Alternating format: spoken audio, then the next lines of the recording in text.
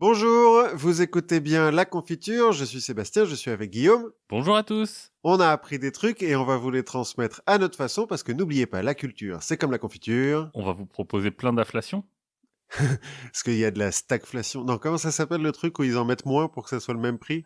La shrinkflation. Oui, c'est ça. Shrinkflation. Mais là, on va mettre de l'inflation de culture.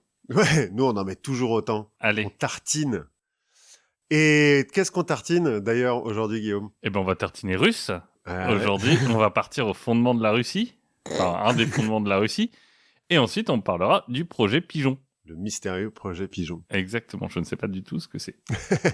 Ça parle de pigeon.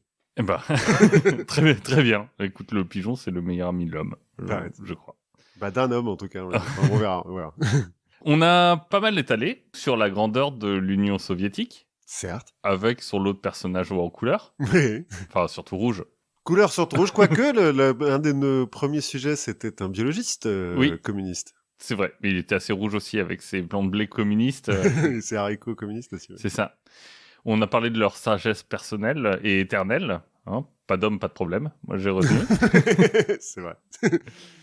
On a aussi rapidement évoqué la naissance de la chrétienté chez les Rousses, avec la fervente Olga. Certes. On a dû traverser une ou deux fois le pays aux côtés des hordes mongoles.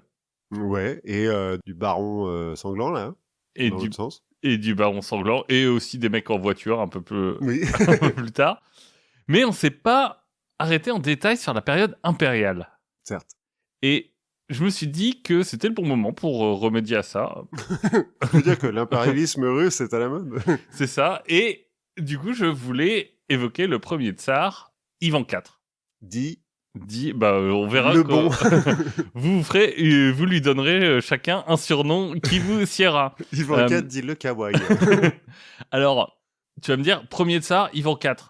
Oui, du coup les trois autres. Ouais, il y a un petit problème. On avait déjà eu un peu le cas quand on parlait des Dalai Lama. Oui, c'est vrai. Puisque le premier Dalai Lama, en fait, c'est le quatrième. Bon, les chiffres, c'est parfois un peu trompeur, mais là, c'est surtout, on va le voir, parce que Ivan, c'est le premier à avoir fait du level up avec son titre. Ah oui, c'est qu'il est Ivan IV autre chose en fait. C'est ça. Parce que empereur, c'est un peu plus la classe, quand même, que roi des Rousses. Oui, enfin bon. Voilà, donc il vient de cette lignée-là. J'imagine que derrière chaque grand humaniste, il y a un peu une enfance heureuse. Souvent. Souvent. Et finalement, quoi de plus heureux que naître le fils aîné de Basile III. Alors bon, en vrai, les Russes, ils disent Vassili III. Mais Basile, je trouve ça sympa. Ouais, c'est mieux. C'est sympa comme prénom. Basile, tu l'imagines pas faire du mal à quelqu'un? Non, y a pas un dessin animé La bande à Basile? Ouais. Non, c'est une chanson, ça? Je sais plus. Un truc avec des chiens ou des renards, genre Rox et Rookie, tu vois. Ah, ça me dit rien, mais... J'ai eu des dessins animés un peu niche quand j'étais petit. Des dessins animés d'art et essai. Il est né en 1530 en Russie. Ivan, donc pas Basile. Ivan. Donc Basile III, à ce moment-là, il est tsar de Moscou. Tsar, ça veut dire roi. Hein, Ah oui. en fait. Bon. Voilà. C'est pas bon. Okay. C'est ça. Il y a, on va croiser plein de tsars, des petits tsars, des grands tsars. Donc il est tsar de Moscou et roi des Rousses. Donc tsar des Rousses aussi. Voilà, exactement. Donc il est tsar au carré, quoi. C'est ça. Mais ce qui est déjà pas mal parce que 100 ans avant, la Russie, c'était quand même un bordel de plein de petites principautés éparpillées. Et le roi de Moscou, 100 ans avant, il était encore un vassal du descendant de Gengis Khan. Ah bah oui. De la Horde d'Or. Voilà. Donc on a changé tout ça, notamment en changeant le mode de succession. En disant, maintenant, on va tout légaléner et on va arrêter de morceler le territoire à chaque fois en donnant des petites parcelles, des oudels, on appelle ça, une principauté, à un peu tous les gamins. Comme chez les Francs, quoi. Exactement. C'est un peu ce qu'on avait vu. Ils ont dit, non, bon, on arrête, on va garder un truc. Et Basile, lui, s'inscrit dans une tradition généalogique aussi, puisque c'est le descendant de Vladimir de Kiev. Bon, et Vladimir de Kiev, c'est la première grande figure tutélaire, c'est 1200 et quelques, je crois. Qui est lié à Olga de Kiev, du coup? Bah, qui est un des descendants d'Olga de Kiev, mais il y a quelques générations entre les deux. Donc lui, il pense aussi naturellement que l'Ukraine, la Biélorussie, lui reviennent de droit. Oui, parce que donc la tradition vient de Kiev, hein, à la base, la tradition russe. Faut noter aussi qu'à ce moment-là, l'église russe a rompu avec l'église grecque. Alors pourquoi ? Parce que l'église grecque, orthodoxe donc, s'est alliée à Rome au moment de la chute de Constantinople. En se disant, merde, chaud pour nous. C'est chaud pour nous, on va demander à Rome de l'aide pour empêcher la chute de Constantinople. Et du coup, ils se sont un peu compromis, et 2, ils ont quand même perdu. Oui, donc, bon. Puisque Constantinople a chu. Voilà, donc enfance heureuse, je disais, jusqu'à ce que son père meure quand il a 3 ans. Voilà, sa mère, donc pour l'anecdote, elle s'appelle Elena Glinskaya, et c'est elle qui va au départ assurer la régence. Alors sa mère, étrangère, 2e femme, parce que bon, avant, Basile avait une femme pendant 20 ans, il a essayé de faire des gamins et ça n'a jamais marché, donc au bout d'un moment, il a dû la décapiter. Bon. Il a dû la ranger et en trouver une... Non, je crois qu'il l'a envoyée au couvent. Ce qui est plus humain, en soi. Ce qui est plus humain. Donc, étrangère et 2e femme, se dire si elle part avec un bel a priori positif et un beau capital sympathie. Parce que l'étrangère, elle vient d'où ? Elle vient de... alors, je sais plus chez les Tatars ou un truc comme ça. Ah oui, même pas étranger d'un coin noble en plus. Ah non, enfin, étranger d'un des royaumes qui bordent la Russie, quoi. Mais, d'accord. Donc ce qu'elle va faire, c'est qu'elle se dit, bon, j'ai pas un capital sympathie énorme, tu vois, je suis une sorte d'Adinalgo, on pourrait dire. Donc je vais agir vite. Qu'est-ce qu'elle fait ? Elle commence par faire arrêter les oncles d'Ivan, les frères de Basile, pour empêcher un coup d'État. Oui, puisque eux déjà se sont fait niquer au moment de l'héritage. Et elle va aussi arrêter son propre oncle à elle, histoire de montrer que non, c'est pas une étrangère, elle est libre.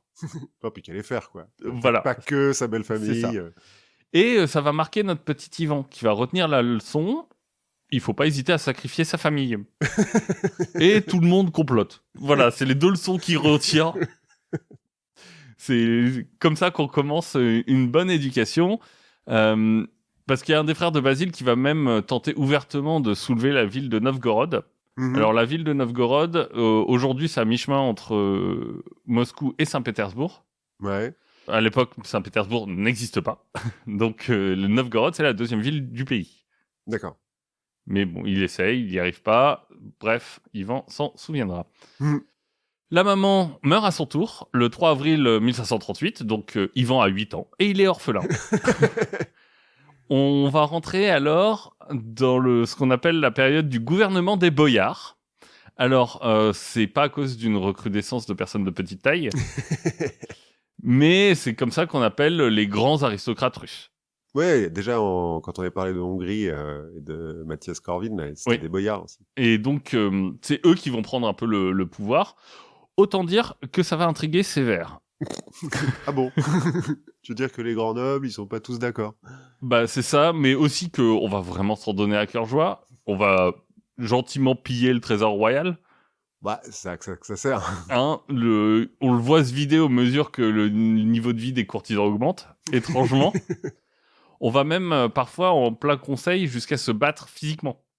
Comme à l'Assemblée nationale. Exactement. Alors, Ivan et son frère Yuri ont un tuteur qui s'appelle Vassili Chouïski. Donc, les Chouïski, c'est aussi une grande famille de boyards.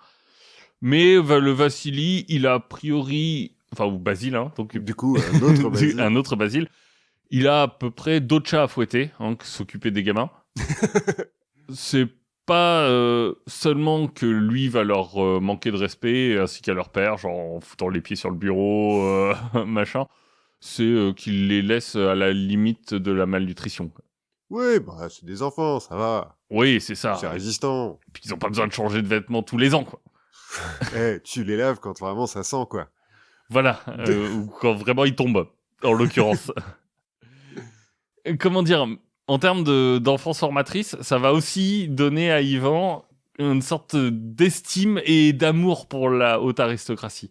Oui, ouais. Il y a un petit côté Louis XIV. Voilà, c'est un petit peu ça. C'est un peu le même type de... Alors, il n'y a pas de révolte ouverte, il n'y a pas la fronde comme pour Louis XIV. Mais bon. Ouais, mais les trucs qui marquent un peu un gosse. C'est ça.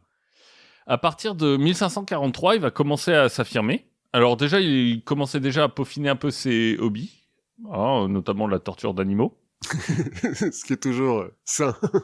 Mais après, on va pouvoir aller un peu plus loin que la torture d'animaux. Quand même, il va commencer à demander... il va se balader, puis il va demander des exécutions sommaires, ou même mettre le feu à des petits villages. Comme ça, pour le... Bah, il peut, il est tsar. Oui, mais les gosses encore. À un moment, il va lancer ses chiens sur un autre membre de la famille Chouiski, parce qu'il les aime pas trop. Enfin, par exemple, là, il a 13 ans, hein, donc il y a un gentilhomme qui le trouve impoli, donc il lui fait couper la langue. Un petit mélange entre Mr. Burns et Geoffrey Baratheon, quoi. Ouais, c'est un peu ça. Il va commencer à comprendre une tactique qui sera importante un peu plus tard dans l'histoire. C'est que il se rend compte que il a toujours que 13 ans quand même, donc respecter mon autorité, ça marche, mais pas tout le temps. Et comme il n'a pas encore assez d'autorité pour garder vraiment et sécuriser le pouvoir, il va régulièrement s'absenter de Moscou. Donc il part. Il va visiter les forêts, les monastères, parce qu'il est très religieux. Et en fait, à chaque fois qu'il revient, ça lui permet de revenir en force. Genre, je reviens en force, j'envoie 3 mecs en exil, je fais 5 assassinats, et hop, je repars. Il commence un peu à piger la politique. Oui, ouais. Il lui arrive aussi d'être clément, par exemple. Il a un cousin qui apparemment complote pour prendre sa place, qui s'appelle Vladimir Andreevitch, mais on va le relâcher. À lui, on lui coupe rien. Non, mais on en reparlera pas mal de Vladimir. Il est important dans l'histoire. Du côté du clergé, ça bouge aussi. Assez vite, le métropolite qui a marié Basile et Helena, alors métropolite, évêque de Moscou. Ils ont des noms cool dans l'église orthodoxe de manière générale. Oui, c'est ça. Donc l'évêque de Moscou, c'est le métropolite. Celui qui a marié Basile et Helena, bon... Gentiment, on va le pousser dehors. Écoute, t'es gentil. Mais c'est pas... Et donc, on va le remplacer par une figure qui sera aussi importante dans le règne, qui est Macaire. Macaire. Ils ont juste un prénom, hein, les enfin, tu vois, oui, comme le pape. Oui, voilà. Donc, le métropolite Macaire. Voilà. Et lui, il était notamment avant archevêque de Novgorod, et il a empêché l'oncle d'Ivan de prendre la ville. Son hobby à côté, c'est il écrit une histoire des saints. Des saints. Des pieux hommes. Oui.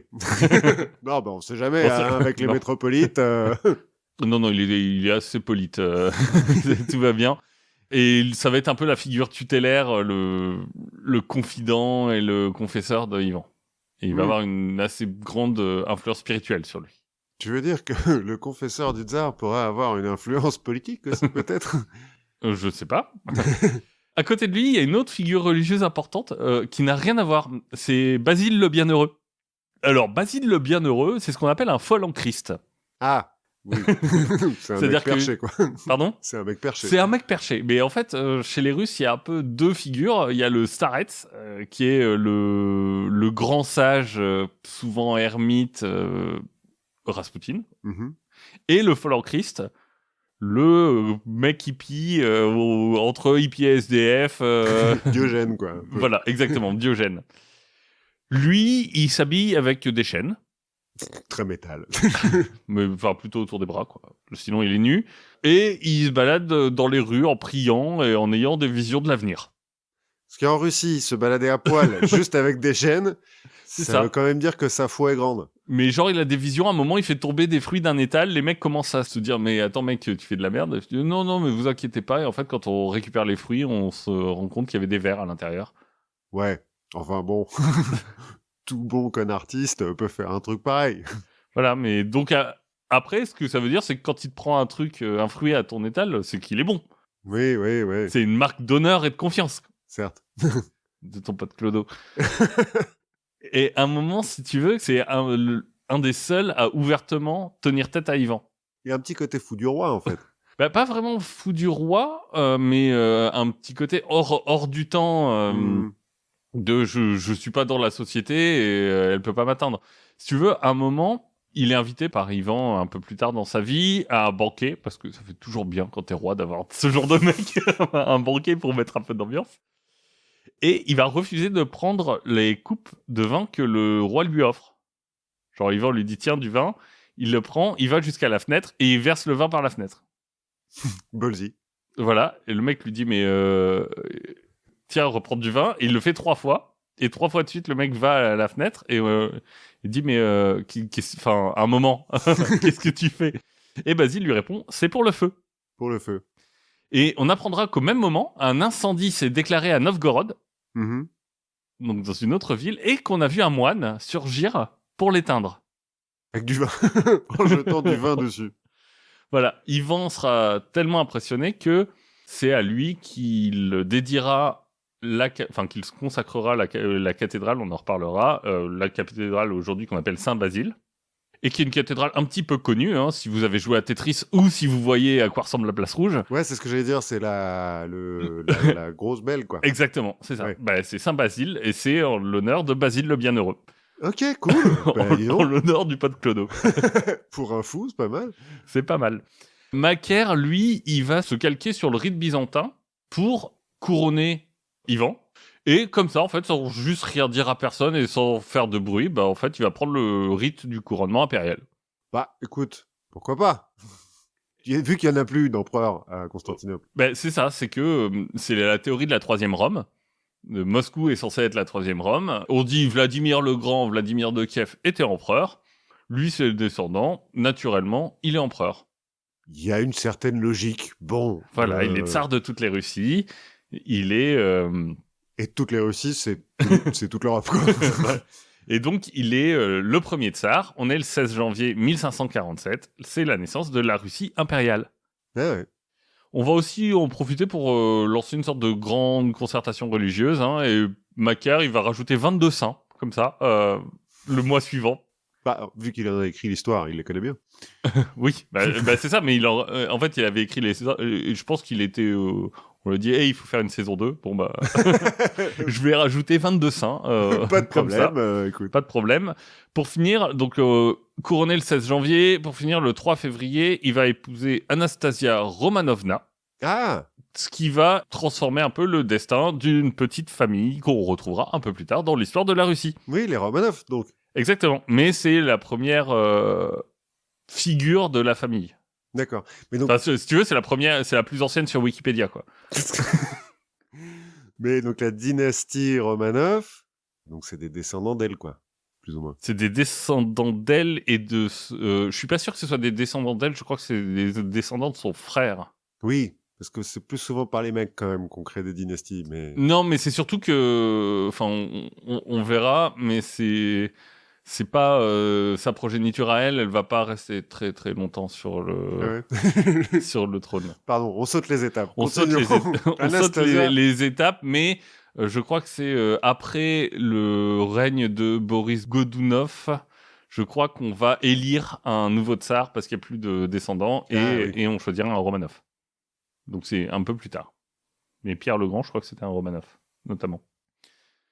Notre ami, il va commencer son règne sur les chapeaux de roue, même un petit peu avant. Faux départ, 10 jours avant, il va faire exécuter 2 mecs comme ça pour se chauffer. En juin 1547, donc 6 mois après son sacre, il y a un petit épisode rigolo. Les délégués de la ville de Pskov, vers l'Estonie, ils viennent lui dire qu'ils sont pas contents de son règne. Qui viennent commencer. Ouais, autant dire c'est pas les fossiles les plus affûtés du royaume. Ivan va leur faire imbiber la barbe d'alcool et ordonner qu'on y mette le feu. Écoute, ça fait un peeling bien, hein. C'est ça. Pour débuter sous les meilleurs auspices, 2 semaines plus tard, Moscou est ravagé par une série d'incendies. Mais là où on se dit, il aurait pu s'inspirer des grands anciens avec la ville qui brûle et tout ça, et raconter des poèmes et persécuter des gens comme au bon vieux temps, Ivan va au contraire voir la lumière. Et son comportement va changer. Donc, il va s'entourer d'un nouveau groupe de conseillers. Et ces conseillers, ainsi que sa femme, vont réussir à le canaliser. Bien. Donc, il va se mettre à œuvrer pour son royaume. Et ça va amener une sorte d'âge d'or inespéré. Oui, parce que c'était quand même mal barré, quand même. Disons que si tu regardes son enfance, tu te dis, bon, il y a des chances que ça tourne pas très bien. Donc, retour à la foi chrétienne pour Ivan, et on va s'appuyer sur 3 piliers, le pardon des offenses, la loyauté et la justice. Il va commencer par une amnistie générale pour tout le monde. Même les mecs à qui on a coupé la langue. Pardon. Désolé, tiens, peut-être ça repousse. On va enchaîner ensuite sur une réforme criminelle, notamment qui va dire que toute plainte doit être examinée. Ce serait pas mal aujourd'hui. Oui. Non, mais avant, en fait, quand tu portais plainte contre un noble, bah, on disait OK, merci. C'est cool. Là, on force à ce que toute plainte soit examinée, même si on va punir les plaintes calomnieuses, du coup. Oui, bah c'est logique. Et puis, on rajoute quelques trucs autour de la peine de mort, mais globalement, c'est plutôt bien accueilli comme réforme. Plus personne n'est, du coup, théoriquement au-dessus de la loi. Théoriquement. J'aime bien le théoriquement. À côté de ça, il va créer 6 régiments de mousquetaires. C'est la première armée de métier en Russie. C'est toujours bien. Enfin, c'est toujours bien. Quand il y a un mec qui se met à créer une armée de métier, après, bon. Voilà, mais avant, c'était donc les nobles donc lui levait l'ost et les nobles arrivaient, et il a dit, oh, finalement, une armée, je vais prendre quand même quelques mecs, et le corps des mousquetaires sera là aussi aboli par Pierre le Grand. Aboli? Oui. Côté religieux, il va aussi montrer son humilité. En 1551, il convoque un synode qui va accoucher d'un truc qui apparemment est connu chez les orthodoxes, qui s'appelle les 100 chapitres. Alors, il y a de tout, hein, de ce que j'ai compris là-dedans. Alors, je ne les ai pas lus, les 100 chapitres. Ah bon? Oh. Mais il y a un tas de trucs entre l'autonomie des branches locales vis-à-vis des évêques. Enfin, en gros, il renforce le pouvoir des évêques localement. Mais on va aussi parler de la bonne façon de peindre les icônes. J'aime bien comme les religieux. Il faut qu'ils foutent des règles. Oui, un peu surtout, parce que... Surtout, Ivan va, encore une fois, faire preuve d'humilité. Il va dire aux religieux qu'ils ont le droit, même qu'ils ont le devoir de s'opposer à lui si sa politique va contre Dieu. L'avantage, c'est difficile de lui demander directement à Dieu. C'est ça. Ça se traduit vraiment par une sorte de prospérité, donc d'âge d'or, comme je disais. Surtout en 1552, c'est un peu le point culminant. C'est la prise de Kazan, qui est une autre ville importante, qui était aux mains d'un khan musulman. Dans le même mois, il a un premier fils, Dimitri. Bon, voilà, classique comme prénom. Oui. Voilà, mais l'histoire est un peu trop belle et la maladie va terrasser Ivan. Ah. 3 jours d'une fièvre incroyable, il est à l'article de la mort, il rassemble tout le monde et il leur dit « Voilà, je vous demande solennellement de prêter allégeance à mon fils Dimitri. » Ok. Qui a 1 mois. Écoute. Côté Boyard, on se dit on vient de se taper 15 ans de régence avec un gamin qui est devenu tsar à 3 ans, ça a foutu la merde dans tout le pays, machin. Bon. Ouais, bof. Surtout qu'à côté, on a le cousin, Vladimir Andreevitch. Oui, c'est lui qui avait été épargné. Voilà, qui vient de s'illustrer sous les murs de Kazan. Et les gens se disent, mais en fait, bon, il a 18 ans. Il est beau. Il est beau, il est fort. Vladimir, il s'entend bien avec Ivan, en plus. Et lui, il n'a pas vraiment demandé à ce qu'on le pousse sur le devant de la scène. Ce qu'il aime, c'est la guerre. Bon. Il est un peu emmerdé, quoi. Surtout qu'Ivan va guérir. Voilà, c'est surtout là que tout le monde est bien emmerdé. Que là, c'est... le mois suivant, Dimitri meurt. Le fils? Oui. Ah, merde. Bah, oui, c'est le jeu. Oui. Bon, c'est quand même une époque où les enfants ont une petite tendance à mourir. Mais il en aura un autre, Ivan, en 1554, et un troisième, un peu raté, Fédor, en 1557. Pourquoi un peu raté? Je crois qu'il est un peu déficient mental, et il a des problèmes, mais il deviendra empereur par la suite. Ça n'a jamais arrêté personne. Voilà, je crois que c'est Fédor Ier, d'ailleurs. C'est pas vraiment le moment le plus glorieux pour la cour. Et Ivan, qui était déjà un petit peu méfiant, disons que, voilà, ça, là encore, ça va le marquer. Mais pour le moment, il continue sa politique d'ouverture. Notamment, il va ouvrir une voie maritime qu'il va confier aux Anglais. Donc, on va créer une société anglaise, qui est une compagnie, qui va faire le trajet, qui va passer par le nord, en fait. Il va augmenter aussi le contrôle un peu sur les allocations des nobles. Il va renouer des liens avec les orthodoxes grecs. Derrière, il aimerait bien que le patriarche grec reconnaisse son titre d'empereur, par exemple. Oui. Il n'y a pas un patriarche à Moscou aussi, maintenant? Si, bah en fait, parce que les églises ont un peu ont coupé, en fait. Ah oui. Donc maintenant, il y a une église orthodoxe russe et une église orthodoxe grecque. Ouais, d'accord. Mais sachant qu'à l'époque, et pour un petit bout de temps, l'église orthodoxe russe, c'est la seule église orthodoxe qui est pas dans un pays musulman. Ce qui lui donne un poids. Ce qui lui donne un poids un peu plus important que les autres. Ouais. Ça permet de s'affirmer un petit peu, quoi. Donc, pour célébrer la victoire de Kazan, il va faire aussi construire donc la cathédrale de l'Intercession qui consacrera à Basile. Bon, la situation dans le sud n'est pas tout à fait réglée. Il y aura encore quelques révoltes à Kazan, ce qui va le pousser vers Astrakhan sur la Volga. Donc là, on est sur la Volga près de la mer Caspienne. Il va soumettre aussi pendant ce temps-là, sans vraiment les conquérir. Mais les mecs disent, OK, on admet, c'est toi. Les Khanats du Caucase du Nord et de Sibérie. Oui, qui sont... bon, voilà, ils disent, on est pragmatiques. On est vassaux. Ivan va prendre Azov aussi, qu'on connaît maintenant. Oui, qu'on connaît bien maintenant. Et il va pousser jusqu'à la Crimée. Ouais. Mais en bon russe, il ne va pas réussir à capturer la Crimée. Puisque le pont a explosé. C'est ça, puisque le Khan local, qui est soutenu par l'Empire ottoman, résiste. Ouais, les Khans ont cette petite tendance. Il va aussi en profiter pour établir sur les contreforts de l'Oural une famille qui est un peu émergente aussi, la famille Stroganov. Qui sont dans le bœuf. Et c'est pour eux qu'on fera la recette du bœuf Stroganov, mais ils vont devenir une famille de marchands ultra puissants en Russie. Mais à l'époque, ils sont pas grand-chose, et c'est lui qui va les mettre vers l'Oural, ce qui va planter les graines de l'expansion asiatique de la Russie. Et aussi, voilà, la famille deviendra mythique au moment de Pierre le Grand aussi. D'accord. Bon, il y a un autre endroit qui lui fait un peu de l'œil à Ivan, c'est la Baltique. Ah. Notamment la Livonie. Alors, qu'est-ce que c'est que la Livonie, me demandes-tu? Mais oui, parce que j'allais te dire l'Estonie, mais... En fait, la Livonie, c'est un peu Estonie plus Lettonie. Ok. Tu vois, la Lituanie, ça a toujours été un peu indépendant. Enfin, le Grand-Duché de Lituanie, qui à un moment allait de la Lituanie actuelle jusqu'à la mer au sud. Ouais, donc grand. Ouais. Puis ils sont liés avec la Pologne aussi. Ouais, et après, et à ce moment-là, ils se lient avec la Pologne. Mais lui, il se dit, la Livonie, ça a l'air pas mal. En fait, elle était jusqu'à pas très longtemps, j'ai pas noté la date, mais je crois que c'est 1548 ou quelque chose comme ça, aux mains de l'ordre teutonique, mais l'ordre teutonique se dissout, et il y a un ordre local laïque qui se crée en Livonie. Et donc, c'est une sorte de confédération livonienne, et en plus protestante, ce qui n'est pas tellement du goût d'Ivan. Ouais, puis il doit être un peu isolé en plus en tant que protestant dans ce coin. Je sais plus si les Lituaniens, en fait, les Polonais sont quand même un peu cadeaux, non? Les Polonais, ils sont les deux, en fait. On en reparlera un peu des Polonais, mais les Polonais, ils sont un peu des deux à l'époque. En 1558, donc, il va aller prendre Dorpat. Oui, alors tu me regardes comme ça parce que en fait, c'est le nom actuel, c'est Tartu.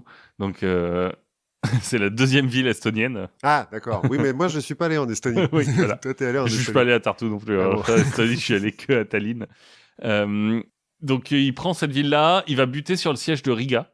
Ça, c'est connu, tu vois. Riga, je connais. Et à ce moment-là, c'est le moment où le Danemark va s'allier aux Russes, les Lituaniens et les Suédois vont soutenir les Livoniens. Bref, la guerre, ça devient un bordel, et une guerre multilatérale avec plein de pays... et les pauvres Livoniens qui... Bon.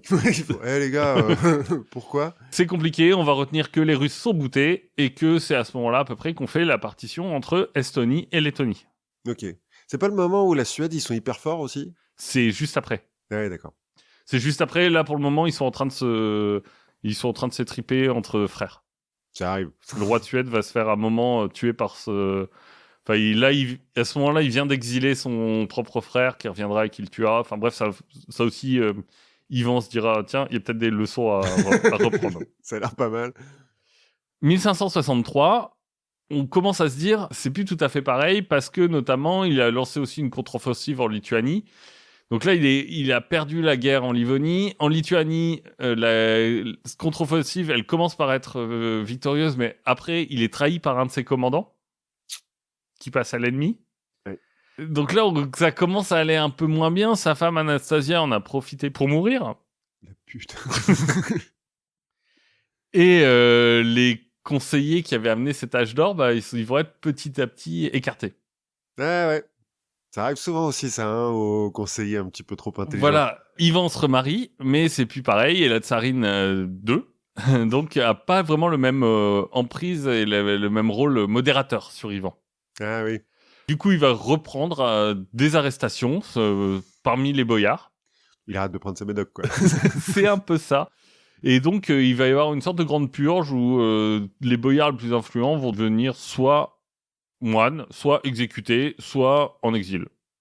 Par précaution, en général. Ouais. Ah oui, c'est eux qui s'exilent Ouais. d'eux-mêmes, quoi. C'est ça. Bah, chez les oligarques russes, vaut mieux. Hein. Alors ensuite va venir le tour de son cousin, le petit Vladimir. Ah oui. Oui. Celui qu'on voulait voir succéder à Ivan 10 ans plus tôt. Un de ses serviteurs va le dénoncer en l'accusant de fomenter un complot pour renverser le tsar. Ok. Une enquête est lancée, Vladimir est désigné coupable, mais finalement le tsar, grand tsar, va lui accorder son pardon. Donc c'est la deuxième fois là hein, qu'il le pardonne. C'est la deuxième fois. Il a vraiment un faible pour Dimitri. Hein. Voilà, et l'année va se finir encore bien puisque Yuri, donc le frère d'Ivan, va mourir, et Macaire, son confesseur et guide spirituel, aussi. Là, il perd beaucoup de monde. Il perd beaucoup des gens qui avaient l'air de le contrôler un peu. C'est ça. Nouvelle défaite, il va faire exécuter à nouveau des officiers importants. Bah, c'est de leur faute. Voilà, ce qui va pousser son dernier ami qui lui reste, le général Kurbski, à passer à l'ennemi polonais. Ah ouais. Amis pas très fidèles, hein, quand même. Mais en fait, c'est marrant parce qu'ils sont très amis. Et en fait, une fois que Kurbski va passer polonais, ils vont s'envoyer des lettres d'insultes. mais en fait, toute leur vie, ils vont s'envoyer des lettres d'insultes. Et ils vont se répondre. Et on a une vraie correspondance d'insultes entre Kurbski et Ivan. C'est une façon de garder le lien. Ouais, mais aussi, d'un point de vue historiographie, c'est aussi hyper intéressant. Vraiment, là... un peu le fond du gouffre. Enfin, pas forcément pour le pays, mais Ivan personnellement. Ouais, tu sens que la possibilité qui chavire. Et du coup, il va prendre finalement trouver une solution qui est simple, qui est humaine. Il se casse au Canada.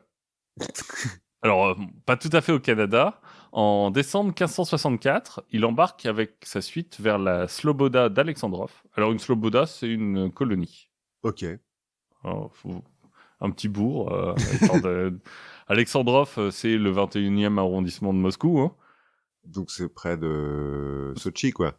Non, mais c'est vraiment une vingtaine de kilomètres de... Ah oui, d'accord. Donc il s'exile à Saint-Germain-en-Laye, quoi. Oui, quelque chose comme ça. Je sais pas si on pourrait aller dire il s'exile dans le Perche. Quoi. Mais au départ, comme il fait ça en décembre, tout le monde trouve ça normal. Parce que c'est une tradition des fêtes. Je pars de Moscou pour fêter Noël. Sauf qu'il reste là-bas. Et les gens commencent à s'inquiéter.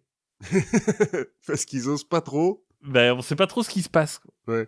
Et tout va devenir assez clair quand le métropolite, du coup, qui a remplacé Macaire, va recevoir une lettre d'explication dans lequel Ivan va dire les boyards ruinent le pays.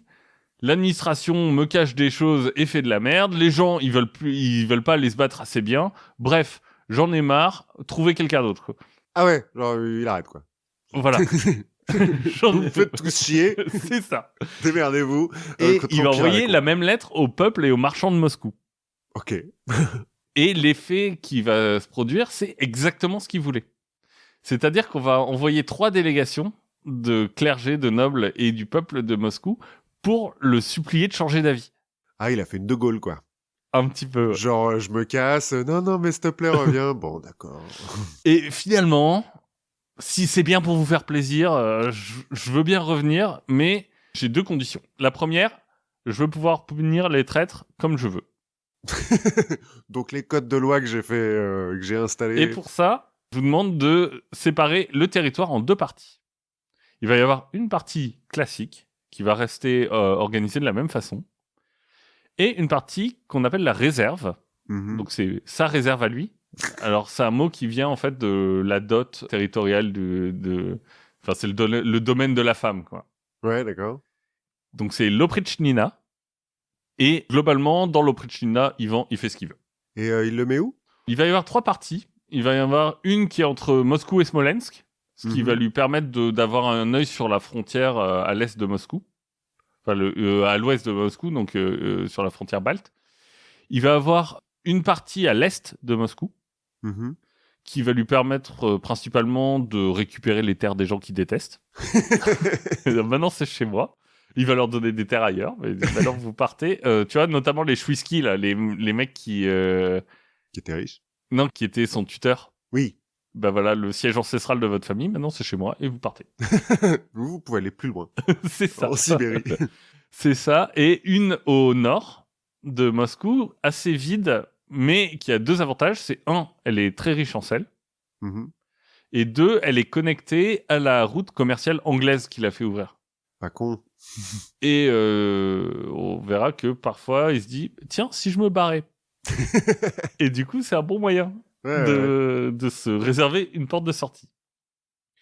Très vite, il va rajouter la ville de Staritsa à son domaine. Peut-être aussi parce que c'est la capitale du domaine de son cousin. Dimitri ? Vladimir. Oui. Bah, écoute. Et il dit, bon, bah maintenant tu vas ailleurs. Alors, il prend pas Moscou. Bah, il est pas con. Mais tous les faubourgs hors des murs de Moscou, c'est à lui. Ah, donc Moscou, ça devient une île au milieu de son territoire à lui, quoi. C'est ça. Bien. Tu dois être tranquille quand t'es moscovite. Alors, il va transformer sa Sloboda pour devenir le centre de son pouvoir. C'est un peu, là encore, un précurseur de la volonté des tsars de distinguer vraiment leur capitale de Moscou. C'est ce que fera Pierre le Grand aussi. Il va la transformer. Notamment, il va faire construire des geôles et des chambres de torture. Écoute, ça peut servir. Puis c'est modulable. Mais surtout, en fait, il va en faire une sorte de quasi-monastère. Et sa garde, ça va être un peu des sortes de moines soldats, enfin, on sait pas trop. Le mec, il se lève à 4h du matin. Yvan ? Enfin non, on commence la journée officiellement à 4h du matin pour les premiers offices. Et puis après, en gros, toute la journée, elle va se partager à part égale entre messe et torture. Une fois que t'as torturé, il faut que tu te fasses pardonner. C'est ça. C'est logique. C'est un cycle vertueux. Et Yvan, il va dormir en général entre 20h et minuit. 4 heures donc par nuit. C'est ça. Bon pour son équilibre psychique. Il va prolonger un peu la capitale en fortifiant la ville de Vologda au nord. Donc c'est là où arrive la route commerciale anglaise. Donc il se fait une petite fortification là pour dire si jamais il y a un problème. Et on va s'entourer de ce qu'on appelle les oprochniki, les oprichniki, de l'Oprichnina. Et c'est la police secrète, ça. En fait, c'est tous les petits nobles, les membres des vieilles familles sur le déclin, des étrangers qui viennent former les troupes, les troupes opérationnelles de son domaine. Ah, donc c'est les comment ils s'appellent chez les Ottomans. En fait, c'est ses lieutenants, quoi. Oui, mais ah mince, j'ai un trou. La garde impériale ottomane. Oui, le nom. Les prétoriens, enfin, ça peut. C'est la garde prétorienne, quoi. C'est un peu ça, mais c'est aussi des administrateurs et si tu veux, c'est un moment où ces mecs-là, ils vont tous essayer ça reste une cour. Oui, donc, on va tous essayer de plaire à Yvan. À l'époque, pour plaire à Yvan, il faut être violent et être violent d'une façon cool.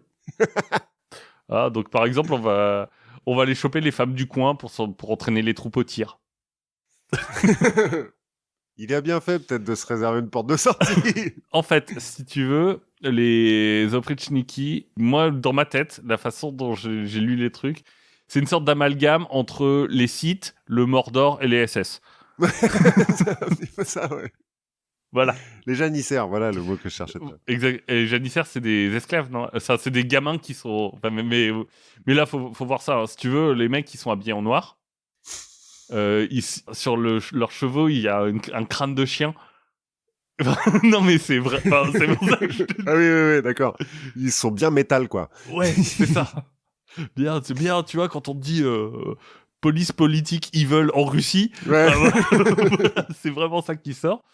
Parce que donc c'est une police politique. Leur but, c'est de trouver et neutraliser les ennemis du tsar. Bon, la plupart, ça va être des boyards.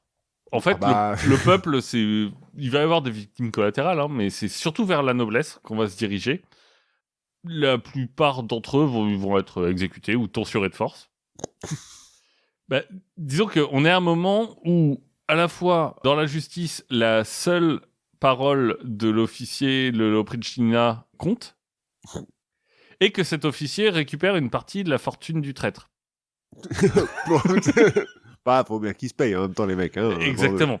Mais c'est très stalinien, en fait, tout ça. Ah bah... Enfin, il a rien inventé, Staline, parce qu'il fait la même chose, quoi. Je me barre à la campagne, vous venez à moi, j'ai des flics partout qui font ce qu'ils veulent. C'est un précurseur de beaucoup de choses, Pour se donner un peu de légitimité, pour légitimer la guerre en Livonie, autre nouveauté, il va, en 1566, convoquer une assemblée.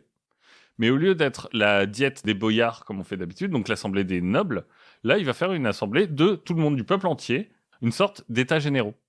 Ok. Donc il va recevoir 374 représentants. Alors eux, ils vont valider la guerre. Bizarrement. Mais ils se disent quand même, on est les représentants du peuple russe, on est important. On va s'allier notamment avec le synode qui est réuni par le nouveau métropolite. Parce que le précédent a dit oh, moi je vais prendre ma retraite. Ça a l'air dangereux tout ça. Et ensemble, le synode plus l'assemblée demandent la fin de l'Oprichnina. Ça doit bien marcher ça. Ouais. Alors, on a beau être démocrate, il y a des limites.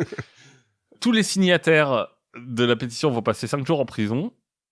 Et le nouveau métropolite, on lui demande de s'engager solennellement à fermer sa gueule. Voilà, donc à ce moment-là, les trahisons à la fois réelles, mais aussi fantasmées, se multiplient. D'autant que t'as les étrangers qui en profitent et qui attisent la flamme. Ils lancent des appels à la désertion. Son pote Kurbski, il dit à toute la noblesse, mais rejoignez-nous en Pologne, c'est trop cool. Le goulash, c'est vachement bon. C'est ça. Il va mobiliser les forces pour attaquer en 1567. Mais à ce moment-là, Vladimir, le cousin, va prévenir Ivan que son chef des armées est un traître. Donc, on arrête la guerre. Alors, ce que j'ai compris, c'est qu'en face, c'est exactement la même chose qui se passe. Enfin, bref, on arrête la guerre, on purge tout le monde, on va faire des purges et puis on reprendra quand on sera prêt. J'aime bien le truc, non, pause là. J'ai un problème à la maison, faudrait que je le règle. Ah bah ça tombe bien, on se retrouve là dans 15 jours. Ouais, très bien. C'est ça, le climat est devenu bien lourd, donc le clergé fait son devoir. Tu te souviens oui, c'est vrai qu'il doit lui dire, voilà. Disons, attention. Il leur a dit. Donc, le métropolite du moment, qui s'appelle Philippe, il va se dire que c'est le moment pour le faire. Bon, il va y avoir une entrevue un peu musclée. Il va y avoir une messe où Philippe va refuser les sacrements à Ivan. Il est ballsy, lui aussi. C'est ce que j'allais dire. Le mec, il est tellement ballsy qu'il finira sanctifié. Hein. Un peu plus tard, par les Romanov. Bon, du coup, là, on lâche les chevaux. Donc, déjà contre son ancien connétable, son chef de guerre. Mm-hmm. Et puis un peu ses potes. Hein. Donc, ça va faire 370 morts. Ouais. Pour dire, à la fin, il va prendre son ancien général, enfin connétable, il va l'habiller d'habits dorés, il va le mettre sur son trône, et il va le poignarder. Lui-même. Oui, bien. En même temps, on va harceler le métropolite, par exemple en exécutant des membres de sa famille. Et on aura un tribunal ecclésiastique qui va dire « Ah non, il a fauté », et finalement, il va perdre son titre. Mais on le tue pas. Non, on le tue pas. On le laisse... on le laisse souffrir maintenant qu'il a perdu toute sa famille. Voilà, il part en exil enfin, pas en exil, mais en retraite dans un monastère. Ouais. Il va au Mont Athos, et puis voilà. Non, il y a un autre mec qui vient du Mont Athos. Je crois que c'est un peu plus tard qu'il y a un autre mec qui vient du Mont Athos pour foutre la merde aussi en tant que religieux. Je sais plus, mais j'ai zappé cette histoire-là. Dans le même temps, sa deuxième femme meurt. Ouais. Alors, de façon opportune, apparemment Ivan s'en était détourné quelques semaines avant. Bon, on n'est pas trop sûr. Sa famille, qui était une famille importante, croit à un meurtre. Alors, c'est une famille importante pseudo-indépendante. Mm-hmm. Et disent, si c'est comme ça, nous on quitte le service du roi. Heureusement, le cuisinier de Vladimir va dire « Ah, moi je sais qui c'est. On m'a demandé de mettre du poison pour empoisonner le tsar et sa famille. » C'est un ouf, le mec. Bref, ça va faire revenir la famille. Et du coup, Vladimir, sa femme et une partie de ses enfants vont être forcés de s'empoisonner. Ah, Vladimir le cousin ? Ouais. Oh, il a pas été finalement... finalement, il y a un moment où... Ouais. Mais bon, ça fait jaser un peu. Hein. Oui, oui. Et là, Ivan, il commence à se dire c'est peut-être aller un peu loin, donc il va rentrer en mode damage control. Comment il fait ? Il va d'abord demander au métropolite Philippe de redevenir métropolite. Reviens. Bon, le mec refuse, il se fait assassiner. Du coup, On dit pas non à Ivan. du coup, il va décider de dire ah mais en fait il y a vraiment un complot, mais c'était pas que Vladimir. Et il va déplacer cet épicentre vers Novgorod, deuxième ville du pays. Mhm. Donc, début 1570, ces légions vont remonter vers Novgorod. Donc, au passage, ils pillent les marchands, les églises. Hein.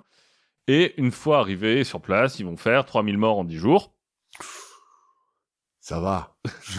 On a vu pire. Voilà, au passage, on va choper l'archevêque qui avait destitué Philippe. Mhm. Donc, le mec qui a refusé de revenir. Et ils vont l'habiller en bouffon. Et l'installer à l'envers sur une jument et l'envoyer à Moscou comme ça. Juin 1770, on rassemble aussi 300 traîtres sur une place de Moscou. On demande au peuple si on a bien raison de les exécuter. Et le peuple dit bah. Bah écoute, le peuple, finalement, ils sont assez contents de voir des aristocrates se faire... Et dans une certaine mesure, je les comprends. En fait, le peuple, il est... Oui, il est touché, mais finalement, c'est surtout contre la noblesse qu'ils vont agir. Ouais. C'est En, pas... ça, il est pas stalinien, c'est qu'il bute pas des mecs Voilà. Du peuple sans raison. Voilà, bon là, sur les 300, il va quand même en gracier 184. Donc il va se contenter de prendre tout leur argent. Ouais, et mais plus de la moitié quand même, hein, donc c'est pas si mal. Ouais, voilà. Et parmi les autres, on va retrouver le chef de sa diplomatie, par exemple. Le trésorier impérial. C'est un trésorier, de toute façon, il n'y a pas qu'en Russie, Ouais. c'est dangereux comme boulot. Donc le peuple applaudit et petit à petit, tous les opritchniki vont devenir un peu des cibles, comme ça. Et parfois, on va même demander à leur propre fils d'aller les tuer. Staline. Tout pareil. Là, là, c'est vraiment des purges. Ouais, tout pareil. En 1571, ça devient encore pire. La guerre en Livonie piétine et le Khan de Crimée se réveille. Il va lancer ses cavaliers qui, finalement, ne rencontrent qu'une faible résistance. Il va débarquer devant Moscou. Ah oui. Comme d'habitude, il va piller la ville après un énorme incendie et il va repartir. Ça a l'air d'être facile. Alors, j'ai l'impression qu'une fois que t'as passé l'Ukraine, monter jusqu'à Moscou, Oui, ça c'est va vite. Hein. Piece of cake. Le chaos, haute désertion, Ivan se remarie une troisième fois en octobre 1571, une quatrième en 1572. Bon, là, ça va durer 2 ans. Et il va marier son fils aussi, Ivan, pour une joyeuse année, avant de forcer sa femme à devenir nonne. La femme de son fils? Ouais. Parce que... Est-ce qu'il faut-il vraiment des raisons maintenant? À l'été 1572, le Khan revient, il veut prendre Kazan. Mhm. Et là, il va y avoir une grosse bataille à Molody, à 40 km au sud de Moscou. 25 000 Russes contre 40 à 60 000 Tatars. Mais les Russes ont une arme secrète, je l'ai gardée parce que ça, je sais que t'aimes bien. C'est le Gouliaï-Gorod, la ville mobile. C'est une sorte de fortification mobile qu'on fait avancer. En fait, si tu veux, c'est l'ancêtre du train blindé. Mais c'est des grandes palissades de bois derrière lesquelles tu mets des mousquetaires et des trucs comme ça et tu les fais avancer petit à petit. Et... Ouais, c'est un peu comme la tortue aussi. C'est ça, mais là avec des palissades, des chaînes entre les palissades pour laisser passer l'infanterie mais pas la cavalerie. Enfin, c'est assez sophistiqué. Et puis ça doit être pratique en fait contre les archers à cheval. Ouais, c'est ça. Du Khan. Donc les Russes triomphent et ils vont apporter la nouvelle au tsar. Sa réaction, il est très content et du coup, il fait noyer tous ses opritchniki dans le fleuve voisin. On a gagné, j'ai plus besoin de vous. C'est la vous. fin de l'Oprichnina. Enfin, de celle-là, quoi. Oui, mais il l'abolit à ce moment-là. Le gros de la terreur est passé. Bon, il va rester quand même quelques arrestations sommaires par-ci par-là. Hein. Toujours des nobles, mais on est plus proche de disgrâce en fait que de véritables crimes. Mm-hmm. Ah, deuxième mariage pour son fils, un cinquième pour lui, au passage, qui durera presque 1 an, donc quand même. Il fait mieux qu'Henri VIII, en fait. Je crois qu'il s'arrête... je sais plus s'il va jusqu'à 9. Ouais, c'est 9 quand même. Henri VIII, c'est 8, je crois. Je sais pas s'il le dépasse. Il va marier son fils Fédor aussi. Ah, celui qui est un peu abîmé? Ouais. Côté livonien, les choses bougent un peu, puisque le Sigismond II, le roi de Pologne, est mort. Et il est mort sans héritier. Donc, c'est la fin de la dynastie des Jagiellons. Mm-hmm. Et c'est aussi la fin de la monarchie héréditaire en Pologne, puisque on se dit on va faire des élections. Donc Ivan se dit pourquoi pas. Écoute. Écoute, il se porte candidat, avec son fils aussi d'ailleurs, et on va plutôt élire Henri de Valois. Qu'est-ce qu'ils viennent foutre là, les Valois? Futur Henri III, hein. En fait, il y a un peu de C'est un futur Henri III de France? Oui. Ah, ok. Cool. En fait, le truc, c'est que il est élu, du coup, il se dit, bon, bah, du coup, je vais aller en Pologne. Le temps de faire le trajet, le roi de France meurt, il devient héritier. Il se dit, quand même. Pologne, la France. La Pologne, la France. En même temps, en Pologne, on se dit, nous, on est quand même un pays un peu ouvert, un peu tolérant. Henri de Valois, c'est quand même le chef des troupes de la Saint-Barthélemy. Bref, la cancel culture. Puis il parle pas la langue en plus. Voilà, finalement, ce sera ni Henri qui se barre, ni Ivan. Le nouveau roi de Pologne, c'est un certain Étienne Báthory, grand chef de guerre et oncle d'eux. Mais et voilà. pote de Mathias Corvin, non? Aussi, oui. Bah, il est hongrois, oui. Ouais. Septembre 1575, pour se refaire de cet affront, Ivan retente sa stratégie qu'il aime bien. Il va trouver un descendant de Genghis Khan. Alors, il a un joli prénom, il s'appelle Semen. Écoute. Qui était à son service et lui dit, bah en fait, j'ai relu un peu l'histoire, j'ai relu les traités, en vrai, le tsar, c'est toi. Donc, tiens. Donc, voilà les clés. Le code du Wi-Fi, c'est... c'est ça. Moi, je suis... on va m'appeler Jeannot de Moscou. Ivan et Jean, c'est... donc la traduction, c'est... Bon, moi, je vais devenir Jeannot de Moscou, hein. J'aimerais bien quand même pouvoir avoir quelques petites gens pour avoir un petit peu une petite cour quand même. Et il s'incline devant lui, devant le Khan. Bon, ça va être l'occasion de quelques massacres de figures religieuses. Alors, d'après les contemporains, il y a deux explications à ce geste. D'abord, une peur de la trahison. Là, il se dit, c'est vraiment trop de la merde. Donc, j'ai préparé ma fuite en Angleterre. Oui. Via sa possession du Nord. Il y a aussi une question financière. Parce que dans sa grande bonté, le nouveau roi va effacer toutes les créances du pauvre Ivan. Écoute, ça vaut bien une couronne.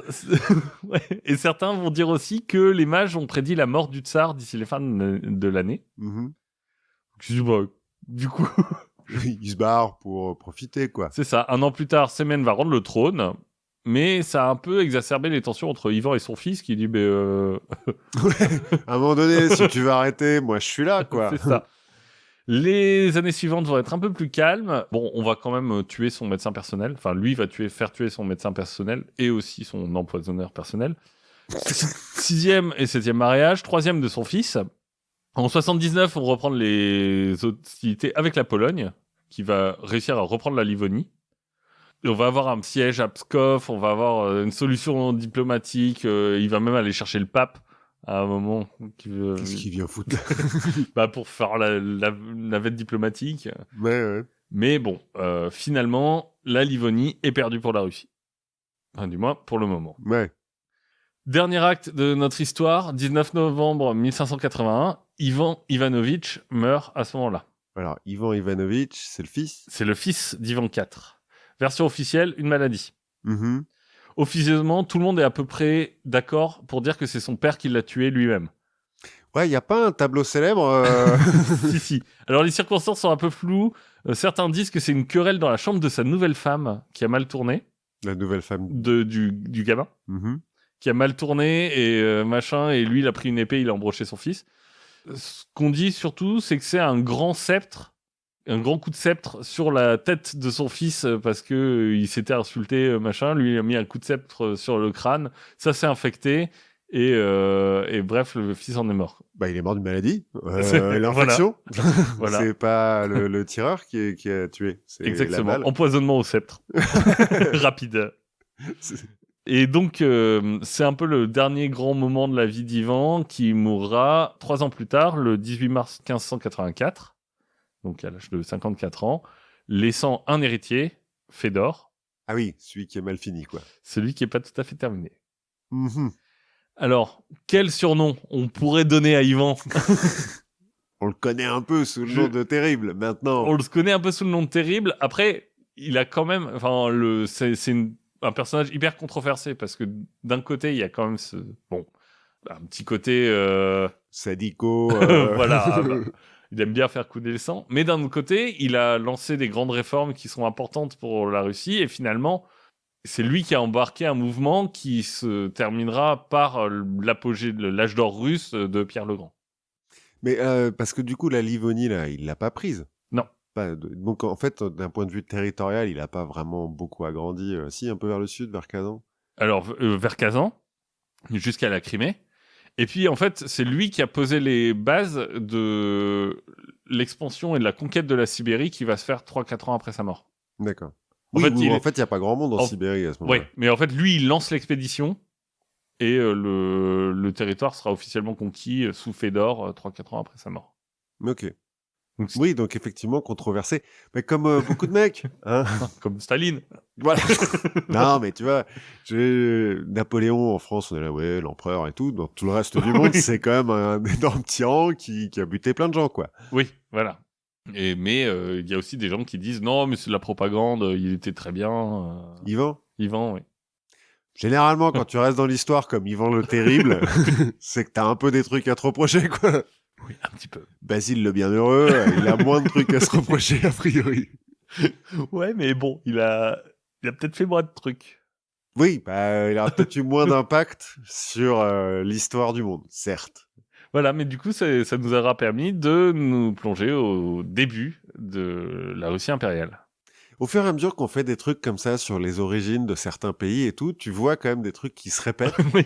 Et moi, je finis par me demander si on n'est pas inconsciemment, enfin, si les dirigeants de chaque pays sont pas influencés par les massacres qu'il y a eu des siècles avant. Je sais pas. Là, il y a quand même eu un certain nombre de circonstances qui ont fait. Ouais, mais ce qui est amusant, c'est que la police, enfin amusant. La police secrète, ça va être utilisé par Staline, c'est encore utilisé maintenant par Poutine. Enfin, c'est quand même un truc de russe, quoi. Oui, la police secrète des tsars, les protocoles de sagétion. Oui, voilà. C'est quand même un truc vachement russe d'utiliser la police secrète pour buter des mecs. Bah là, la police secrète, elle n'était pas très secrète. Hein. Oui, non, mais bon, c'est une police politique, oui. Ouais. Quand j'avais fait la révolution mexicaine, au tout début, il y a très longtemps, dans la saison 1, j'avais pas trop insisté sur le truc, mais pendant la révolution mexicaine, il y a des massacres débiles. Notamment parce qu'ils ont pas beaucoup de munitions. Et donc, pour économiser les munitions, ils mettent les mecs en ligne et ils tirent à travers. Et ça ressemble vachement aux exécutions des cartels maintenant, au Mexique. Ouais. Je me suis dit, peut-être qu'il y a un truc. Il y a un truc d'histoire et de tradition de carnage qui se transmet de génération en génération. C'est peut-être ça. Bon, on va revenir à des choses moins guerrières. Enfin, dans une certaine mesure, moins guerrières, en parlant du projet Pigeon. Donc, en fait, je vais te parler de missiles, de pigeons et d'un mec qui s'appelle Burrus, avec 2 R et un H. D'accord. Pour le jusque-là, ça me dit rien. Enfin, j'ai déjà entendu parler de missiles, mais... Et de pigeons, après, c'est ce que c'est qu'un pigeon. J'ai lu quelques trucs. C'est mystérieux. Mais j'ai jamais vu de bébé pigeon. Non, c'est vrai, on les voit jamais. Ben non, parce que je pense que les pigeons n'existent pas. C'est des drones du gouvernement. C'est ça. Écoute, fais attention à ce que tu dis, mais pourquoi pas. Bon, pour commencer à désépaissir un peu ce mystère, on va parler de l'armée américaine, de la Deuxième Guerre mondiale, et tu te souviens des bat-bombes ? Oui. Les chauves-souris à qui on voulait accrocher des bombes incendiaires. Exactement. Pour cramer Tokyo. On est un peu dans la même veine. Olga. Ou Olga, ouais. On est un peu dans la même veine, on va voir. Mais avant de plonger dans le vif du sujet du projet Pigeon, on va un peu parler de behaviorisme. De comportementalisme. C'est ça, en français. Mais même en français, on dit quand même, mais sans l'accent. Oui. Behaviorisme. Behaviorisme. Bon, je suppose que, vu tes centres d'intérêt, puisque tu nous as beaucoup parlé de psychologie expérimentale, il y a des choses que je connais là-dedans, oui. Mais pour nos auditeurs qui sont un petit peu moins curieux que nous, on va résumer vite fait. Donc le behaviorisme, c'est un courant de la psychologie expérimentale du début du XXe siècle, en gros, qui est né aux États-Unis, et son inventeur, John Brodus Watson, c'est un type qui trouve que la psychologie dite mentaliste, qui se développe en Europe, donc Freud, quoi, plus ou moins, enfin Freud et les autres, Pour John Brodus, ça reste une espèce de bouillie vaguement philosophique pour femmes au foyer en manque d'attention, quoi. Bon, je résume, hein, mais... Oui, c'est pas du tout ce qu'on pense. Nous Moi, je n'ai pas d'avis sur la psychologie, notamment parce que, en fait, j'y connais pas assez. Mais, bref, John Brodus, en fait, son plus gros problème avec la psychologie de l'époque, c'est qu'il trouve que c'est pas scientifique. Parce qu'il y a beaucoup trop de trucs qui sont subjectifs là-dedans. Oui, il y a beaucoup de théories qui... Que tu peux pas vraiment prouver parce que le moi, le surmoi, tout ça... Ouais, c'est de la démonologie, quoi. Un peu. Un peu. Il se trouve que John Brodus, c'est un petit génie qui est rentré à l'université à 16 ans. Et lui, il aime bien les sciences un peu dures et carrées. Il faut qu'on puisse faire des expériences et des expériences reproductibles. Hein, et alors, typiquement, le moi, le surmoi et le divan, c'est pas reproductible pour un sou. Donc, il va passer une thèse en physiologie, en fait, en étudiant l'apprentissage chez le rat, ce qui l'amène à s'intéresser aux travaux d'un autre Ivan Pavlov. Si vous vous rappelez de notre ami qui était passé dans la confiture pendant le confinement, Adrien, il a fait son doctorat sur les mécanismes d'apprentissage chez le rat aussi. Oui, mais parce qu'il y a beaucoup de choses à apprendre chez le rat. Et qu'on peut faire des trucs qu'on peut pas faire avec des enfants. Alors, on va en parler justement à propos de John Brodus. John Brodus, c'est un des premiers à traduire Ivan Pavlov en dehors de Russie. Et Pavlov, lui, il a mis en évidence le concept de réflexe conditionnel, et pas conditionné, ce qui a été mal traduit au début.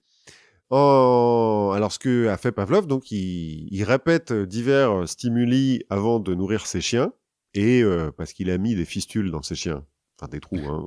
En gros, il remarque que les chiens finissent par saliver au moment du stimuli, avant même de sentir ou de voir la nourriture. Donc c'est la grande découverte de Pavlov. Ouais, c'est le réflexe pavlovien. Voilà. Alors dans la légende, on dit que c'est une cloche, mais en fait, c'est pas forcément une cloche. Il essaye avec différents trucs. Et ça marche à chaque fois. John Brodus Watson, lui, il appelle ça le comportement répondant. Et il postule qu'on peut appliquer ça à l'humain. Et donc ainsi, il invente le behaviorisme. Puisque, au début, c'est une théorie. Bon, évidemment, éthiquement, faire des expériences sur des enfants ou des humains, de manière générale, c'est un peu bon. Il faut être tranquille avec son éthique, quoi. Oui. John Brodus, il est tranquille avec son éthique. On est au début du XXe siècle et la controverse, ça coule sur lui comme sur son plumage, hein, sur le plumage du grand scientifique, comme la merde de pigeon dans le coup du philosophe. Il fallait revenir un peu au pigeon à un moment donné. Et donc Watson, il expérimente notamment sur le petit Albert, un bébé qu'il conditionne à avoir peur d'un rat blanc. En fait, donc à la base, le petit Albert, il n'a pas peur du rat parce que bon, pas de raison. Oui. Et à chaque fois que le petit Albert montre de l'intérêt pour le rat et va pour le toucher, John Watson, qui est à côté, met des claques. Non, il tape avec un marteau sur une barre en fer, ce qui fait pleurer le bébé, parce qu'il lui fait peur, hein. Et comme ça, il arrive à le conditionner. Et donc le petit Albert se met à avoir peur du rat blanc, mais aussi des lapins, des chats, des chiens, des manteaux de fourrure, en gros tout ce qui lui rappelle vaguement un rat. La mère du petit Albert... Merci pour la science. Voilà, c'est ça. La mère du petit Albert trouve que c'est un peu abusé de faire ça à son fils, et donc retire l'enfant de l'expérience avant que John Watson n'ait le temps de le déconditionner. Puisqu'il avait prévu un protocole expérimental pour déconditionner qu'il utilisera sur d'autres enfants. Bon. Et qui marche ? Oui, qui marche. Pour leur enlever la peur des animaux comme ça. Des trucs blancs. Des trucs à fourrure blanc. Bref, il va appliquer ses théories behavioristes sur ses enfants, John Brodus. 3 d'entre eux vont faire des tentatives de suicide à l'âge adulte. Est-ce que c'est lié ? On ne sait pas. Mais voilà, bref. Ses recherches sont un peu coupées parce qu'il se fait virer de l'université à cause d'une sombre histoire d'enfants traumatisés et de parents qui portent plainte. Non, d'adultère. Il couche avec son assistante. Sa femme demande le divorce et le président de l'université lui dit « Écoute, pas chez nous. On est dans une... C'est sérieux ici. Hein. Torturer des enfants, oui. mais avec des bonnes mœurs. » Voilà. Il y a une limite à tout. Heureusement pour notre histoire d'aujourd'hui, la balle du behaviorisme est reprise par un certain Burrus Frédéric Skinner. Lui, il va reprendre le modèle stimulus-réponse de Pavlov et de Watson et il va en rajouter une couche, la conséquence. Selon lui, le comportement provoqué par le stimulus devient un conditionnement et permet d'apprendre quelque chose uniquement si, après le stimulus, il y a une conséquence positive pour le sujet d'étude. En gros, il va inventer le positive reinforcement qu'on utilise pour dresser les animaux. Mais c'est ce que faisait déjà Pavlov, non? Le truc positif, c'est je te donne de la bouffe. Ouais, mais ça faisait pas partie de l'expérience, en fait, la bouffe. Enfin, D'accord. c'était comme ça, mais en fait, avec Pavlov, tu te rends compte que si t'enlèves la bouffe et que tu laisses juste la cloche, bah, au bout d'un moment, les chiens arrêtent de saliver à la cloche, quoi. Et puis c'est tout, ça s'arrête là, Pavlov. Ce que va faire Skinner, ce qu'il dit, c'est que pour que un stimulus qui entraîne un comportement, entraîne apprentissage et donc nouveau conditionnement et nouveau comportement pérenne, il faut que la conséquence du comportement soit positive. Ou négative d'ailleurs, si tu veux enlever quelque chose, quoi. Mais en gros, ce qu'il dit, c'est le stimulus comportement, ça suffit pas. Faut qu'on prenne en compte la conséquence. Et donc, positive reinforcement pour les animaux, et ce qu'il va tester largement, parce que Burrus, il a compris que faire ça sur les enfants, c'est pas bien. Bah, c'est pas bien, ça coûte cher. Ça coûte cher, c'est dangereux. Et puis on est un peu plus tard au XXe siècle, donc ça commence à moins se faire. Et donc, il va préférer aux enfants le rat et le pigeon. D'ailleurs, il invente un dispositif expérimental qu'on appelle aujourd'hui la boîte de Skinner, qui est en gros une boîte avec un levier ou une cible sur lequel le rat donc, peut appuyer sur le levier, le pigeon peut picorer la cible et ça leur donne de la bouffe. Comme ça, tu peux étudier un certain nombre de comportements chez les animaux. On fait ça avec du sucre, avec des... Oui, ou de la drogue. Ou de la drogue. Pour tester... Mais le sucre, ça marche mieux que la drogue. Ça dépend des drogues. Il y a les tests, tu regarderas si tu veux, les tests sur la cocaïne par exemple, sur les rats, ça marche bien. Ils en veulent. Hein. Mais je crois que les rats, ils veulent beaucoup de sucre aussi. Ils aiment bien le sucre aussi. Par contre, la nicotine, ça marche pas, tu vois, par exemple. Ça, ils en veulent pas. Bon, bref. On s'écarte du sujet. Skinner, avec ses boîtes, ses pigeons et ses rats, invente le concept de conditionnement opérant, qui permet donc l'apprentissage, et théorise que tous les comportements humains peuvent être expliqués grâce à ça. Car selon lui, toutes nos actions sont prédéterminées par notre environnement et par le renforcement positif ou négatif qui est conséquence de nos actions. Et donc, en fait, lui, il se décrit lui-même comme un behavioriste radical. Il va écrire plein de bouquins là-dessus, et Noam Chomsky et Ayn Rand vont s'allier pour lui dire que c'est nul. Je pense que c'est la première et dernière fois qu'ils étaient d'accord sur quoi que ce soit. Bref. Donc, au moment où commence la Deuxième Guerre mondiale, Skinner, il est donc chercheur à l'université de l'Indiana, je crois. Et comme tout le monde, on lui dit maintenant, il faut que tu trouves un moyen de tuer les gens avec tes recherches. Bah, il est patriote et il se dit, attendez, moi j'ai appris à faire des trucs. Et donc, quand il entend parler que l'US Navy cherche à développer des bombes à tête chercheuse pour mieux couler les cuirassés allemands, qui ont une fâcheuse tendance à bouger en fait, ce qui est plus difficile à toucher qu'une bombe qui n'a pas une tête chercheuse. Et bah, Burrus, il écoute son patriotisme et il s'en va proposer à la Navy une solution à base de pigeons. D'où le projet Pigeon. Donc son idée, c'est qu'en entraînant des pigeons à picorer l'image d'un cuirassé grâce donc à son renforcement positif, tout ça, il peut les utiliser pour guider une bombe vers le dit cuirassé qu'on aura mis sur l'image.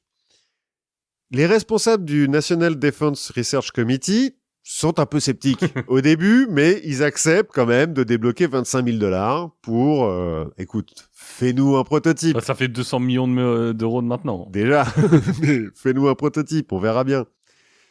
Et donc, Skinner entraîne ses pigeons, et avec les ingénieurs de la Navy, ils inventent le dit prototype de bombe planeuse. On n'est pas encore dans le missile à tête chercheuse, hein, parce qu'on reste dans les années 40.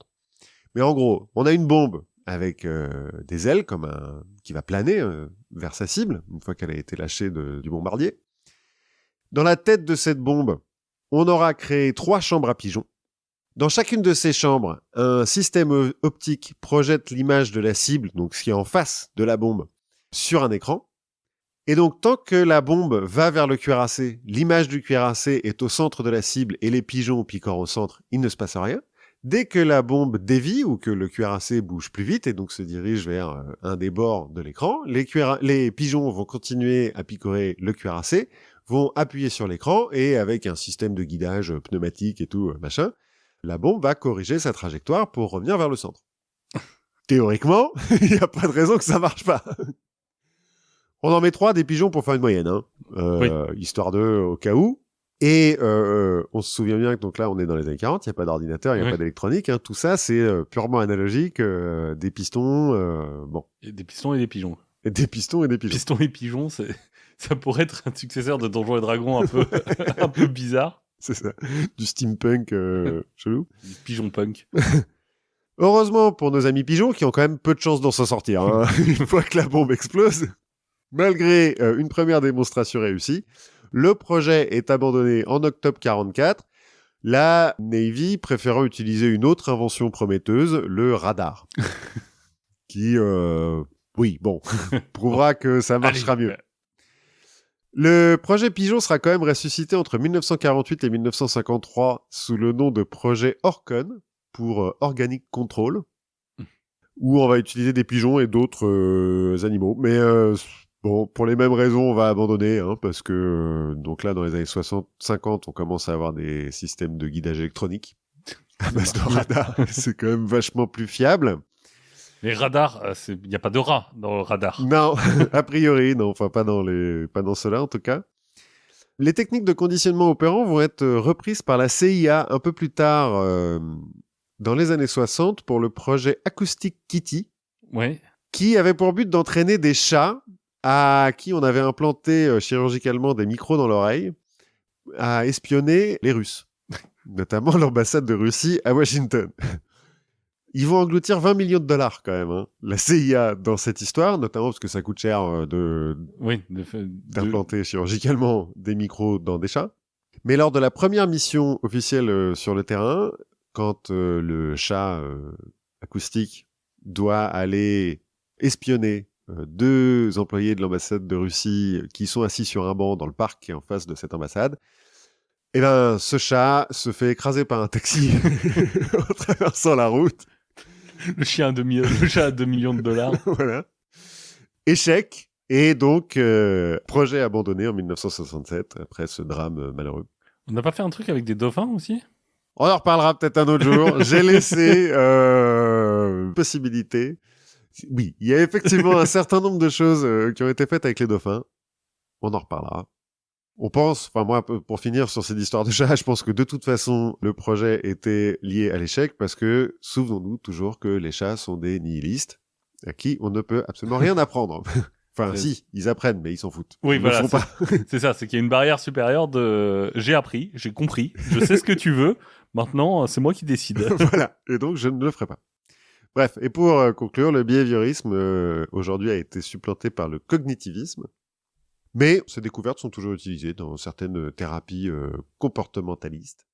Et officiellement... Et dans Candy Crush. Et dans Candy Crush. Et officiellement, l'armée n'utilise plus d'animaux explosifs. Ah, écoute, c'est déjà ça. Officiellement. Mais on a appris plein de trucs. On a appris énormément de choses. Et du coup, si vous voulez continuer à apprendre des choses, n'hésitez pas à continuer à écouter des podcasts, à écouter les podcasts du label Podcut. Si vous voulez nous soutenir, eh bien, vous pouvez participer au Patreon. Et nous rejoindre sur Discord, sur Twitter, sur Facebook, je crois. Si on a trouvé les codes quelque part. C'est ça. Et n'hésitez pas à nous envoyer des messages. Et en attendant, on se retrouve la prochaine fois. Ouais, à la prochaine fois.